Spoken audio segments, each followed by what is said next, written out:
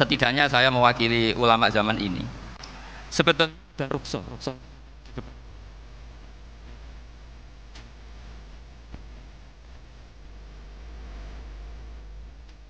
di sini di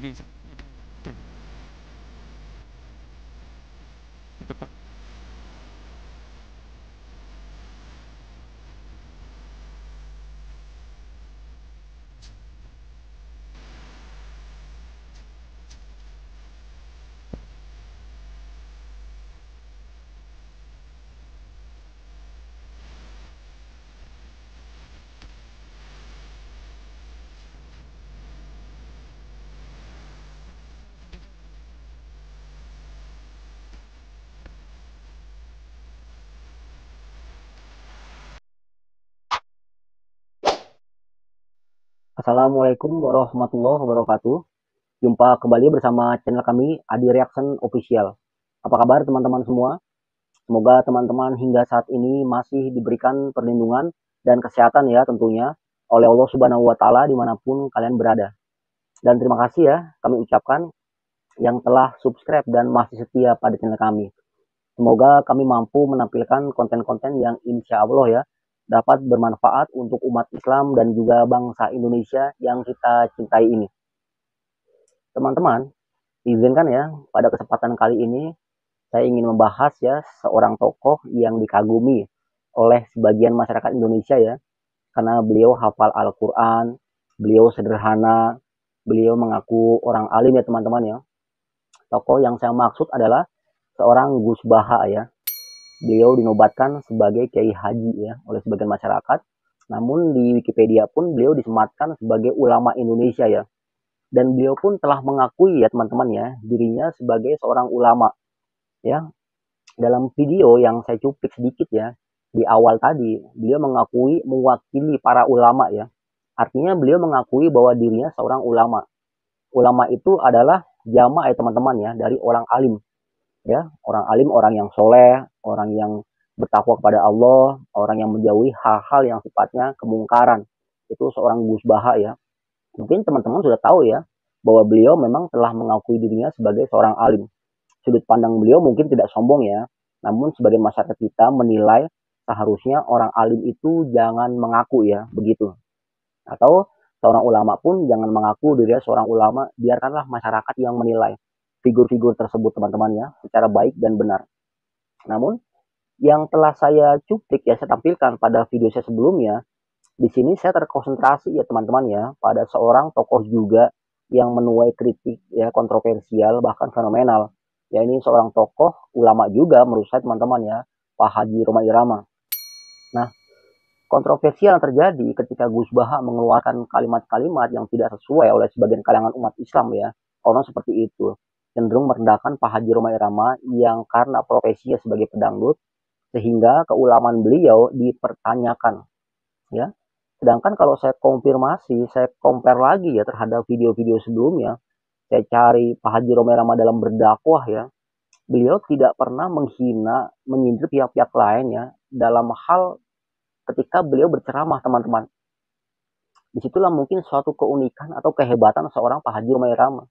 Terlepas dari orang yang mengakui beliau seorang ulama atau tidak, beliau seorang kiai atau tidak, bagi saya Pak Haji Roma Irama dan Pak Gus Baha sama-sama pendakwah dan bisa dibenarkan secara syariat Islam teman-teman ya, karena sama-sama bisa memberikan manfaat untuk umat Islam ya.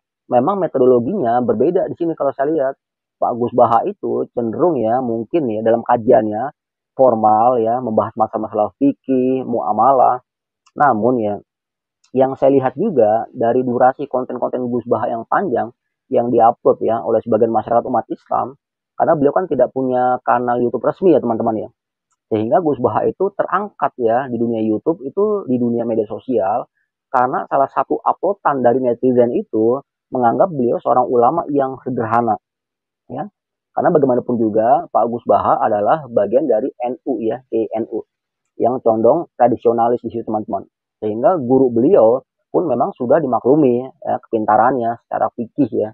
Namun Pak Gus Baha masih aman ya menurut saya, karena beliau dalam konten ceramah-ceramah yang saya lihat ya tidak menyinggung masalah-masalah ya, masalah politik ya, masalah-masalah kepemimpinan, tidak mengkritik dan lain sebagainya.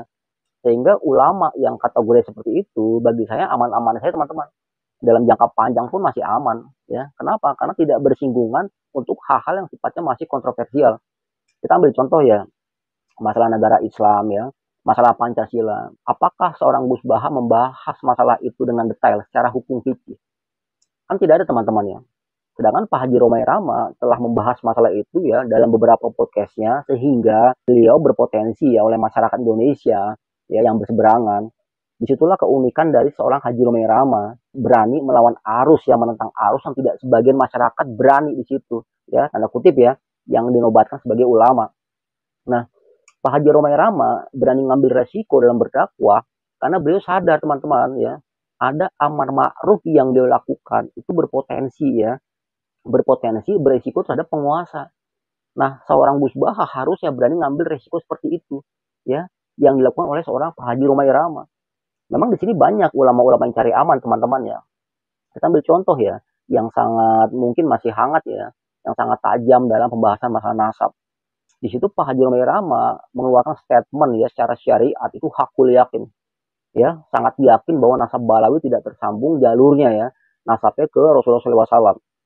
Apakah Gus Baha yakin ya memberikan statement yang sama, hakul yakin bahwa Balawi itu tersambung nasabnya secara akademis dan secara keilmuan ke jalur Rasulullah SAW, sehingga tidak ada yang aman di sini teman-teman ya, berani ngambil resiko ya, karena disematkannya gelar ulama. Bahkan seorang Gus Baha telah mengakui dirinya ulama harusnya ya, menurut saya siokianya, sehingga umat Islam ini tidak terbelah mengetahui ya sudut pandang Gus Baha yang mempercayai Balawi menyambung ke Rasulullah secara panduan akademis teman-teman ya, harusnya seperti itu dijabarkan, walaupun lama, walaupun panjang, nggak ada masalah. Untuk apa? Untuk umat Islam ya. Jadi umat Islam itu harus dijelaskan ya oleh orang-orang yang kapabel di sini, yang berkompeten di sini ya, yang kredibel di sini. Sedangkan satu sisi Pak Haji Romai Rama bukan ahli nasab memang ya. Kalau kita runcingkan ke situ ya beliau bukan ahli nasab. Seorang ahli nasab ya bisa bertahun-tahun belajar di situ. Namun beliau kan memakai referensi yang kredibel juga di situ ya. Dari tokoh-tokohnya ya, dari narasumber-narasumber yang beliau undang dalam podcastnya. Sehingga itu menjadi hujah secara argumentatif bahwa Pak Haji Romai Rama berani mengambil resiko dalam berdakwah demi kebaikan umat Islam Indonesia. Nah, di situ perbedaannya seorang ulama yang mengaku ya, seorang Gus Baha dan Pak Haji Romai Rama, walaupun dibatalkan status keulamaannya. Ini kan menjadi aneh teman-teman ya. Jadi ulama, ustadz, kiai ini jadi terbatas dan terkotak-kotakan. Ya, hanya ulama-ulama yang punya gelar yang mampu disebut sebagai ulama karena keilmuannya telah diakui dan kredibel ya, sangatnya tersambung ke jalur A, B, C sampai terus-terusan.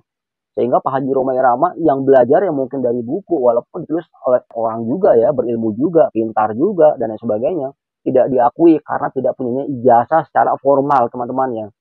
Tidak masuk ke dunia pesantren, hanya tidak bisa bahasa Arab, gagal status ulamanya, hanya tidak bisa baca kitab kuning, gagal status ustadznya, gagal status ustadznya ya. Jadi yang melekat di masyarakat itu seorang ulama ya, walaupun memang benar ya teman-teman ya, harus bahasa Arab ya, harus membaca kitab kuning ya, harus menguasai semua literatur di dalam kepalanya, memang. Namun kalau begitu sudut pandangnya, berarti seorang ulama itu adalah seorang yang dari kecil harus dipersiapkan ya. Artinya dari belia ya, dari kecil harus masuk pesantren, harus belajar agama dan lain sebagainya.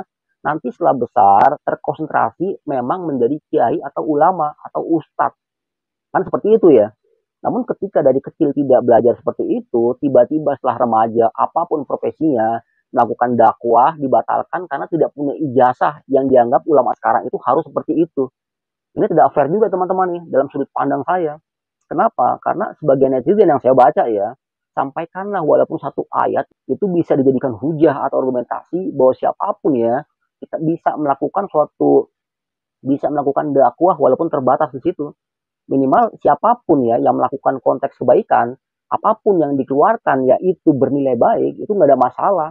Namun jadi batalkan karena statusnya teman-teman. Ya, di sini saya apresiasi apabila seorang Gus Baha hafal Al-Quran, alhamdulillah ya, karena bukti dari Allah menjaga Al-Quran itu lewat orang-orang yang dipercaya teman-teman tuh.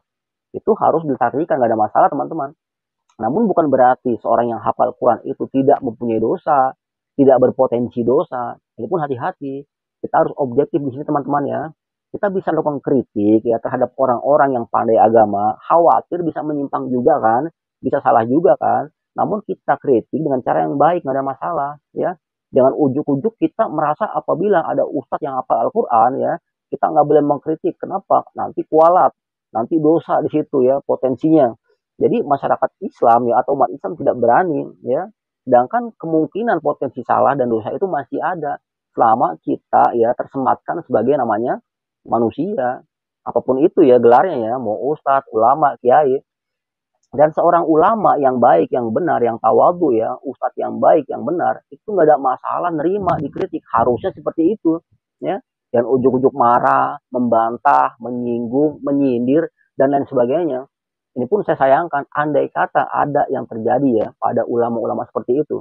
Makanya ada kan dua ulama kan ya, ada ulama su di situ kan, ulama yang condong menjual-jual ayat Allah sesuai dengan keinginannya ya, konteksnya dirubah, yang penting dapat keuntungan. Nah itu kita tepikan tuh teman-teman tuh ulama seperti itu ya. Nah poinnya adalah Gus Baha telah mengakui dirinya sebagai yang mewakilkan para ulama ya, kini ya menurut beliau. Nah apabila beliau telah mengakui dirinya orang alim ya, dirinya seorang ulama, yang nggak ada masalah, alhamdulillah ya.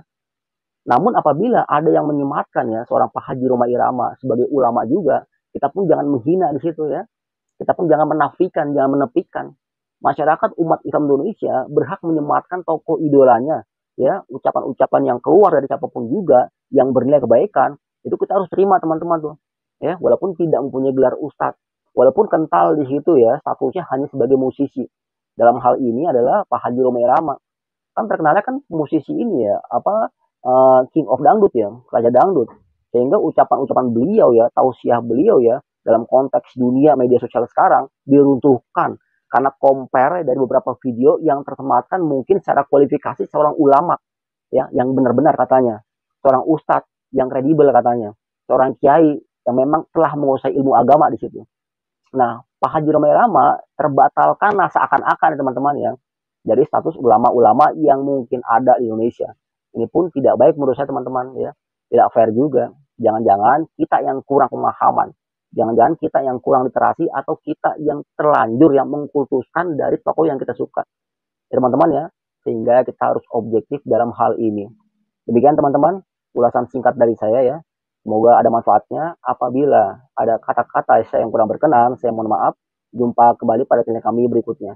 Assalamualaikum warahmatullahi wabarakatuh.